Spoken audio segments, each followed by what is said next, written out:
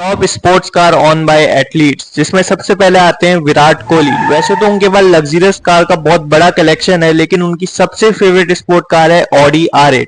इसकी प्राइस है $253,290, जो कि इंडियन प्राइस में होता है 2.72 करोड़।